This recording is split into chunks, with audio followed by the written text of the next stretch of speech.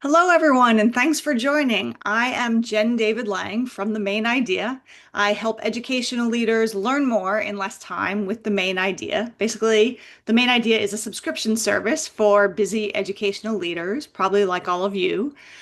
Each month, I read tons of education and leadership books, and I choose just one to feature, to summarize, and provide PD ideas for, so your professional reading is a little bit less overwhelming. We have a guest today who's going to talk to us about the challenge of closing achievement gaps. I am excited to welcome Teresa Hill, who has focused her entire professional life on combating achievement gaps in schools.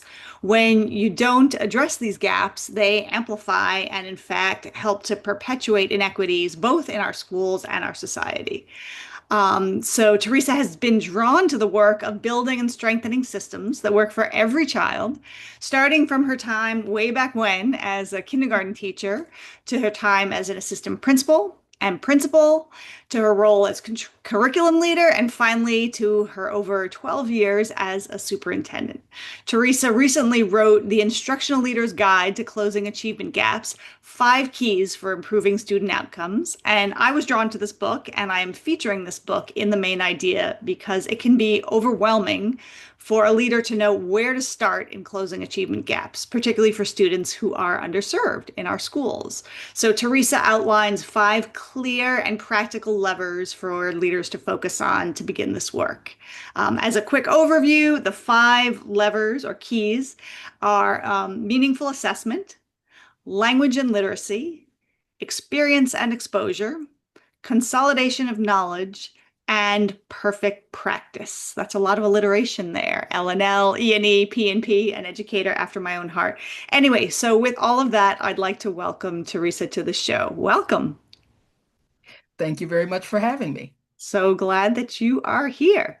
Let's start at the beginning, a very good place to start. And excuse me, it is so hot in New York City. I'm wearing some maybe inappropriate sundress, but it's 90s, feels like 100. So we're dying here in New York. And where does this podcast find you? I am in Chicagoland, where today it's about the same. So we were a high of 94 today, air temperature. So we're kind of all experiencing it. We're all going through this together, but there's still work to be done. So let's get to this. So tell us, why the topic of achievement gaps? Why is that important to you? And in what experience have you had closing achievement gaps? Okay. Well, this has been the focus very much of my career from the beginning. When I started out teaching kindergarten, I was in Peoria, Illinois, which is central Illinois, a small urban area in Illinois. And I always tell the teachers that I work with that I started out with 14 students in full day kindergarten on the first day of school. By the 30th day of school, I had 31 kindergartners in full day kindergarten with no aid, and none of them had been with me on the first day. So we had a high level of turnover with students. All of our students were considered to be low income, and we just had all of the issues and concerns that you see come up when it relates to the achievement gap. My concern was, and I always loved kindergarten. I student taught in kindergarten. That was always what I wanted to do. But my concern was I felt like I put in my blood, sweat, and tears, as you can imagine, when you're starting out in teaching, to help our children make sure that they could learn how to read and start to do math and problem solve. And then when they left me, I no longer had any power or influence over what happened to them. Yeah. And at that time, we were just starting out with a new testing accountability system, and our test scores had come back, and it showed that our students were truly just struggling. And so I took that very much to heart. And so that was my start of this process. of really thinking about what could I do and how could I have real influence, not just in my classroom with children for 1 year, but beyond that. So that's why I ended up pursuing administration so that I could have my hands in what happens when they get to first grade and what happens at third grade and so on. And my focus was always, the parents that sent their children to us, really needed to be able to depend on us Yeah. to help their children learn. They didn't necessarily have the resources to do it themselves at home.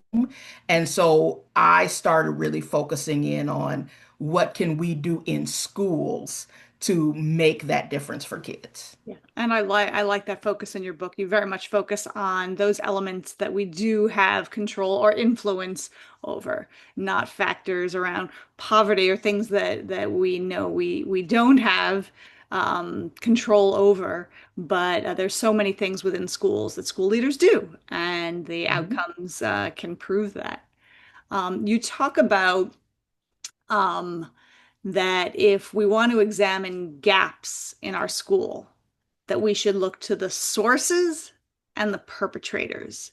So I hadn't heard those terms before. Can you explain what the sources and the perpetrators are that we should be looking for? Yes, absolutely. So, um, the thing that I want instructional leaders to do is really, as you just talked about, set aside those things that are not within our sphere of influence. Because those things are bigger than us, they're bigger than our schools.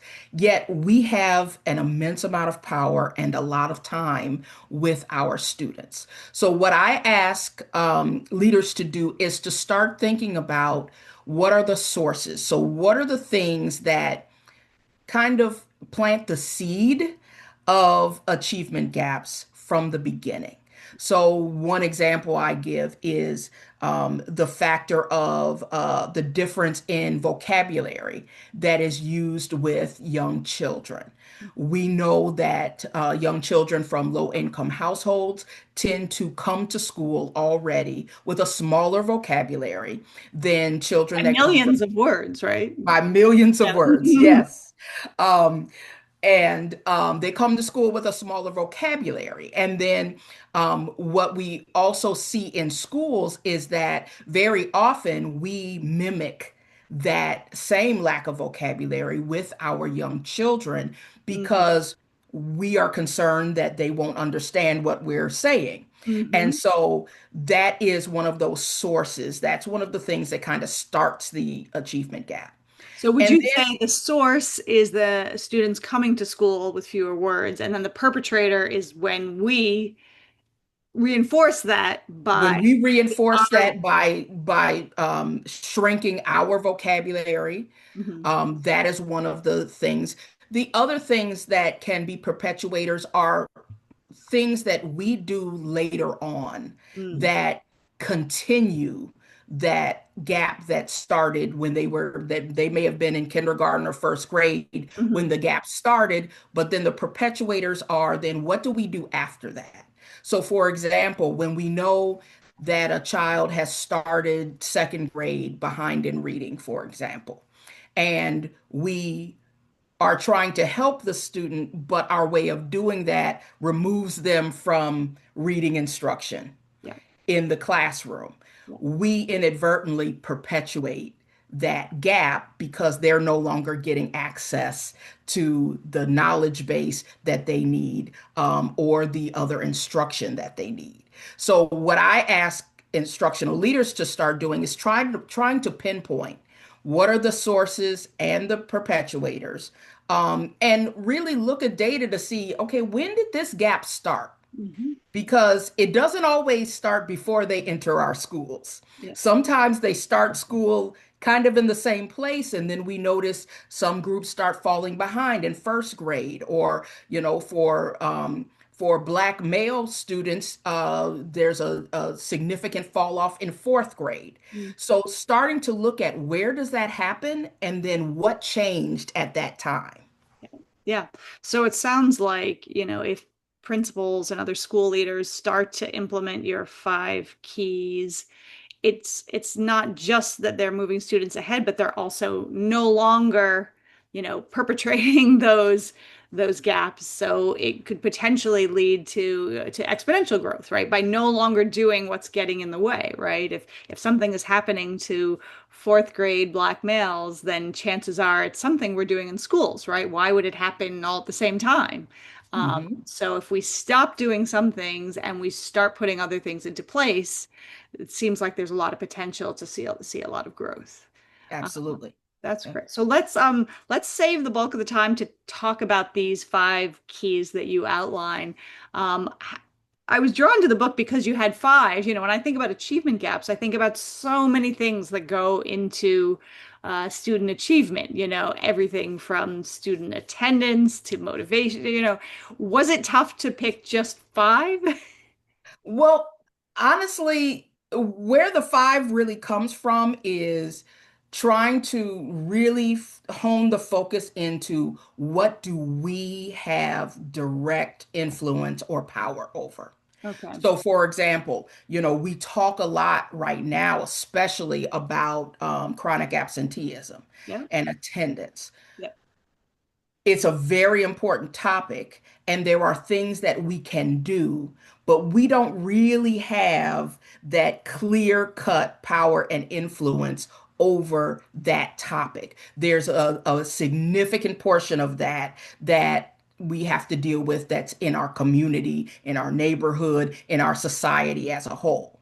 So, Hmm. what I look to do is what are the things that tie into the decisions that we as instructional leaders make on a daily basis Mhm. where we know that we can make a significant difference. Got So there are of course many other things that we could talk about that we could do, but it. if they didn't fall within what I call the power of schools, which is essentially where does our influence Yeah. overlap with those sources and perpetuators? Okay. Okay. And where those overlap, Yeah. that's where the five keys come from. That's great. Okay, great. Well, let's get right into it.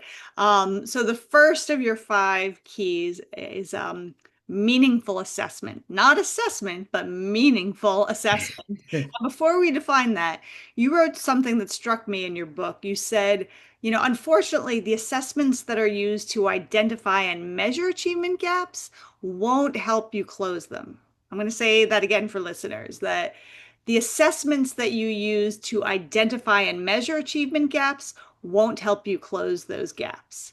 Um, what do you mean by that?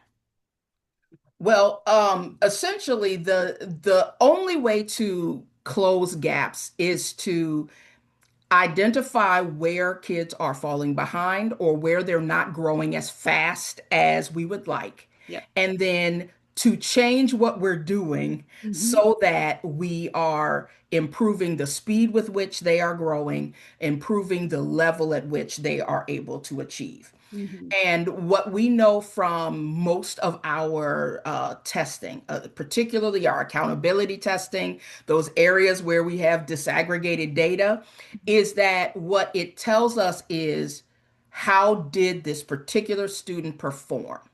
Or Hmm. how is this group of students performing? Yes. But the nature of those assessments are such that in order to keep them secure, in order to keep them as accountability assessments, we as educators can't be given exactly what the student struggled with or exactly where we need to do something different with the student.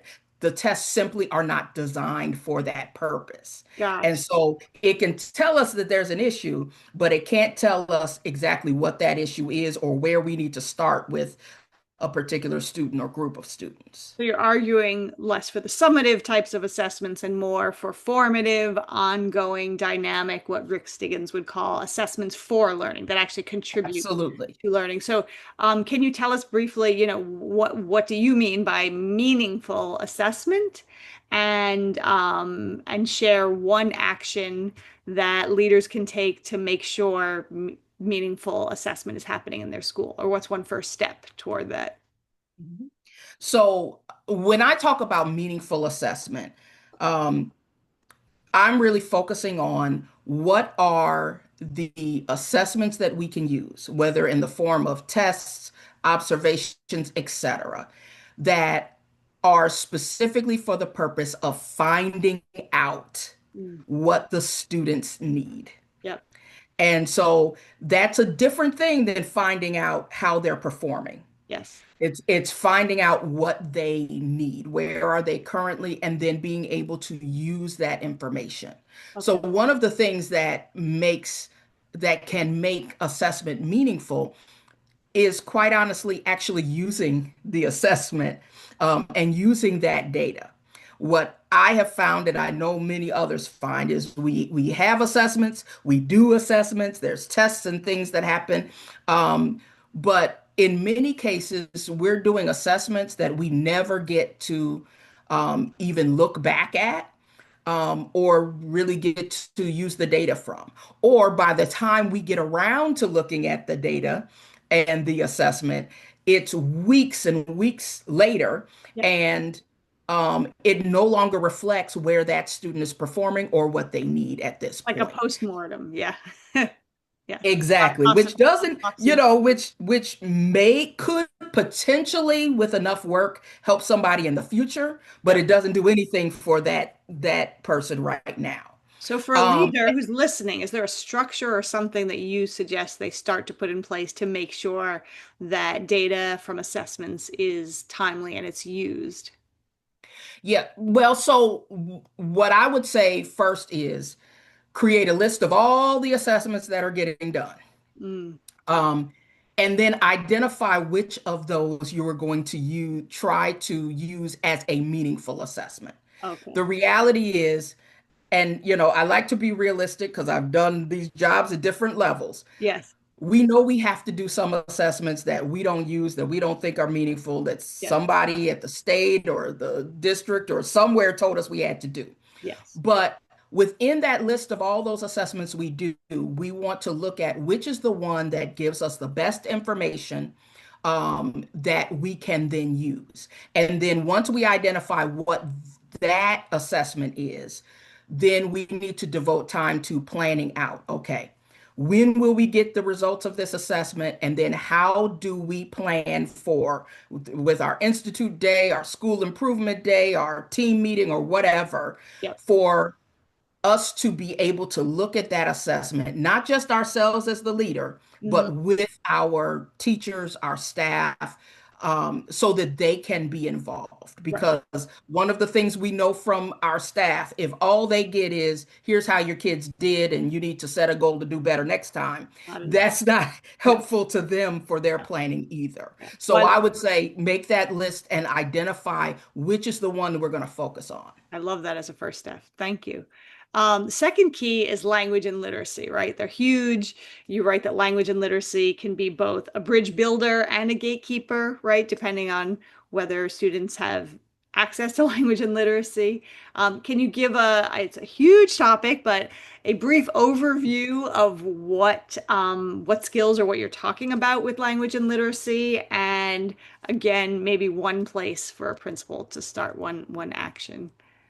Right. Well, of course, the two things do go together, Mhm. but I purposefully talk about each of them separately. Okay. So, um, there's the first part of that chapter talks about language, more in general. Mhm. And then the second part talks about the literacy aspect. So we know there's a lot of talk going on right now about the science of reading, and we kind of talk about how do we make sure that we're incorporating all of the parts of literacy instruction in what we do, not just for the upper grades, but for the lower grades, all the way from the beginning, and that we include things like comprehension and vocabulary from the very beginning so that we can build on that.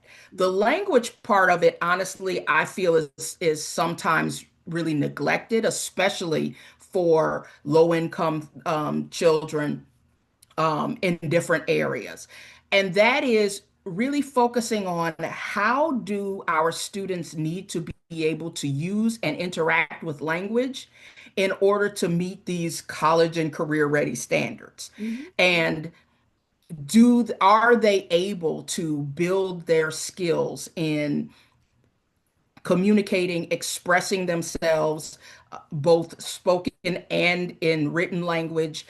How much do we demand of them when it comes to their language, as opposed to just having them sit and listen and be quiet? Yeah. Because those other aspects, being able to express themselves in language, are the things that when we see children able to do it, we view them as being high achievers. Yeah. But oftentimes we neglect to directly teach our students those skills. Yeah. So the thing I would say for instructional leaders is I am sure many are already looking into what are our practices around literacy? Are we using the science of reading, etc.? Hmm. What I would ask them to do is start looking at how we use language Hmm. and how much we demand from our students Hmm. as far as their use of language during their school day. Yeah. How much are we asking of them to be able to organize their ideas and speak and write in every single subject area in every classroom, regardless of what their background is or where they come from? Yeah, across the curriculum. Yeah, no, and I think you have six very clear language expectations that would be a wonderful thing to focus on for this year. I know a lot of leaders out there are very nervous about AI, and I think these are very clear and helpful language expectations despite what's going on with AI. Mhm. Just to name them briefly, speak to respond to open-ended prompts from the teacher, write multi-sentence responses. Sometimes we just let that single word answer stay. Listen critically and respond to peers' ideas, right? AI can't do that for you. Use evidence to make decisions or draw conclusions. Write to reflect and develop thinking. And then finally, ask questions to gather information or to clarify. So that's in the book. I have it in summary. I think that's a great place to start. If we move to the third key, when I first read the title Experience and Exposure, I had no idea what that meant. So, can you tell us briefly what is experience and exposure and why is that so important in closing achievement gaps? Well, essentially, what we find is that most of the students that fall into this thing we call the achievement gap Yeah. um, have a similar lack of experiences, what we refer to often in schools as background knowledge, Mhm. and those kinds of things, so that impacts their vocabulary, it impacts their reading comprehension, impacts their listening comprehension. And so one of the things that we know is that for many of our families and our communities, they don't necessarily have the ability to go and do some of the experiences or be exposed to some of the areas Like that field trips you're talking about. like field trips, Yep. like yeah, everything from field trips to, for example, I think I give the example of we're in the Chicagoland area. So planting a garden Yep. is something students may not have ever experienced. Hmm. When I first got to my current district, our eighth graders for their eighth grade trip would go to Lake Michigan and get on the little boat, dinner boat cruise. Hmm. We had students who thought Lake Michigan was the ocean Sure. because they had never been. Looks like Not it. only had they I'm never from been New to the York, so ocean, it looks like the ocean to me. Yeah. right? They had never, not only had they never been to the ocean, Yeah. they had never been to downtown Chicago. Yeah. And so that those differences in experience and exposure make a huge difference in your background knowledge, which then gives you really limits what you're able to take in Yeah. as far as all of the reading that you're doing, the videos that you may be watching, and things like that. So, the idea of experience and exposure is basically saying it's within our power in schools to identify some of those key areas where we can help build children's background knowledge and experience and exposure Yeah. so that they can continue to build it beyond there. So I talk a lot about field trips because in my area, it's something that's very, very much available, but it's also something that was very much needed. Yeah, no, it stands out for me because I think sometimes we think of field trips as fluff or the nice to have, and what you're saying by including it as one of only five keys to closing achievement gaps is that it's necessary for closing achievement gaps. And, when you think about it, I don't even know if I ever really thought about it this way, but you describe in the book that so much of our teaching in school is abstract. Reading is abstract learning, writing is abstract speaking, as opposed to like tactile, going to see a Great Lake, going to see downtown Chicago, right? And so we teach to those who learn better by abstract thinking, and we don't provide those experiences. So one small action that I read about in your book that I liked is simply having all of your teachers map out quarter by quarter, one, two, three, four, what experiences and exposures are you including in the curriculum, right? We map out our curriculum, vertical, horizontal, but what about the experiences? Because there might be a difference in perpetrating achievement gaps right within your second grade or your 10th grade. What if one 10th grade teacher takes the kids to Othello and, walking trips, and then another teacher Mhm. doesn't do that at all? So I like Absolutely. that And idea. often things like that can happen because of, sometimes it happens because of programs that they're in. You know, a child that's in the gifted class may be going to all sorts of different experiences that others may not. And it doesn't always have to be something big. We happen to be close to Chicago, so we can, Yeah. our second graders go to the aquarium and things like that. But it can be as little as the project, the school garden project. Like I said, for our kids, that's a big deal because seeing a cow is not something you're going to see in our area. So it can be big things, but it can also be little things. The idea is to give them exposure and experiences with lots of different areas and different fields so that they get used to the idea of, oh, I'm going to learn about this. Yeah. There's vocabulary that goes with this idea. I Yeah. can talk about it and discuss it and write about it afterward. Yes, that's great. There's two more. So I want to fit just briefly the fourth key in, which is consolidation of knowledge. And I was sort of thinking of this as like transfer of learning, like making sure that it's not just teach, teach, teach, but that it's learned and it can be used in new context. Can you describe what you mean by consolidation of knowledge and what one action step might be for leaders? Basically, consolidation of knowledge. If you think of what often happens at the end of a unit, Yeah. where you've done all of this work in a particular area, whether it's, reading, math, science, or social studies. And then at the end of the unit, oftentimes the curriculum involves some kind of project or some kind of performance, or we're bringing together these ideas. And the reality in schools is that oftentimes you run out of time Mhm. to get to that, or the only kids that get the opportunity to do those kinds of things are the ones that did well, performed well throughout, were Yeah. able to finish early, and that kind of stuff.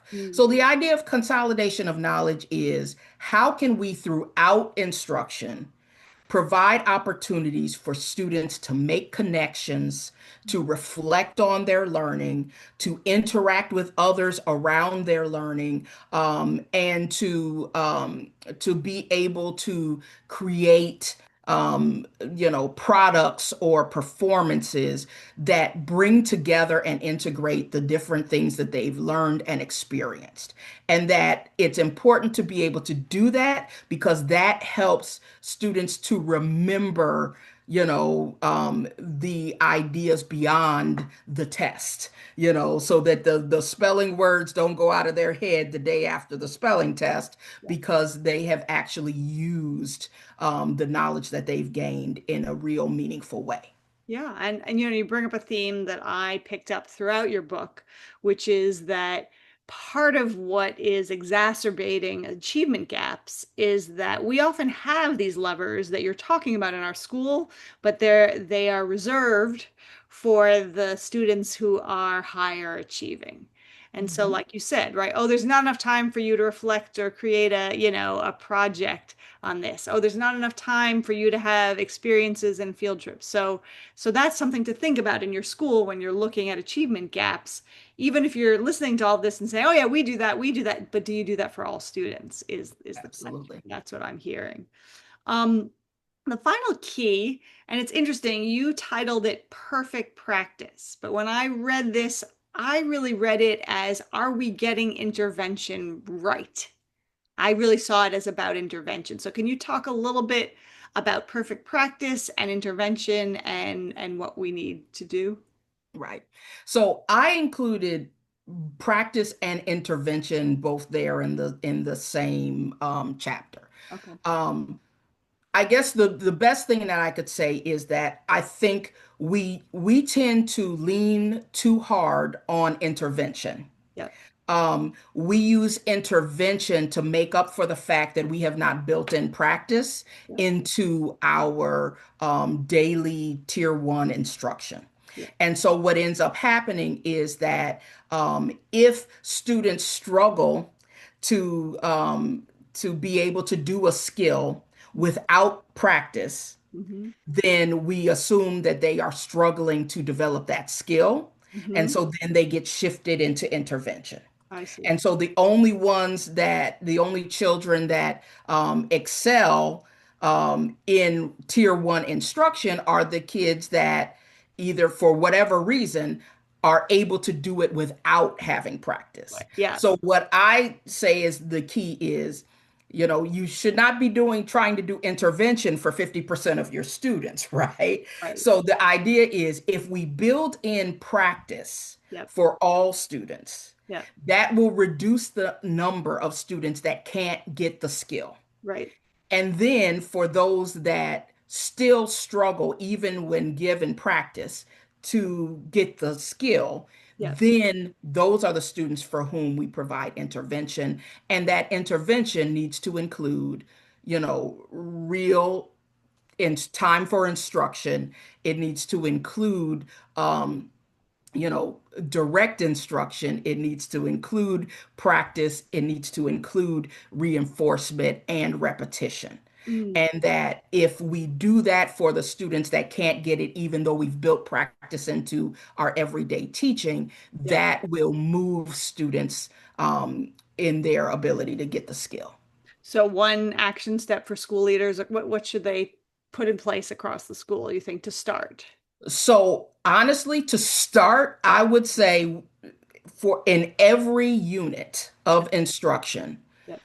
we need to bring teachers together to look at what are the opportunities Hmm. for practice Yep. in this unit of instruction at the tier one regular level. Gotcha. And if we can identify Yep. those opportunities when we have given students the instruction and allowed them to practice in that perfect practice way, then we need to add those in. Yes. I would start there as opposed to starting with worrying, thinking about intervention. If Yep. we start with building in practice, Right. then we'll have less need for intervention. That's great. And that is something that AI can help with increasingly Absolutely. personalize it, make sure it's the right practice at the right time for the right students. So Absolutely. wonderful. Well, thank you.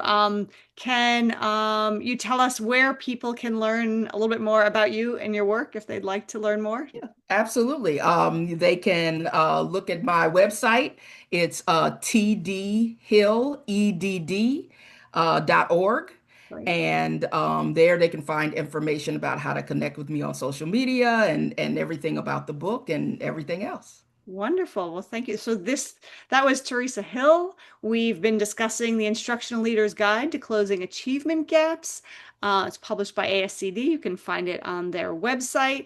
I will be featuring it in the main idea. You can sign up for my subscription service and get a summary of the book along with some PD ideas. But I thank you so much for your time. I have learned so much. I hope everyone else here has as well. And yeah, I just want to thank you again. Thank you. Thank you very much.